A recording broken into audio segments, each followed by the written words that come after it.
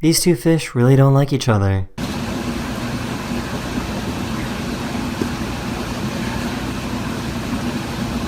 What the heck is going on here? Bro. Oh, what? What? I told you, you have to stop coming around. Stop bringing your mates. I can see he's there. We have no food. The fisherman caught a fish and then tried to release it, but it wouldn't swim back down. This is because there was air in the gas bladder of the fish. The fisherman helped the fish burp to release the air. Burp it out.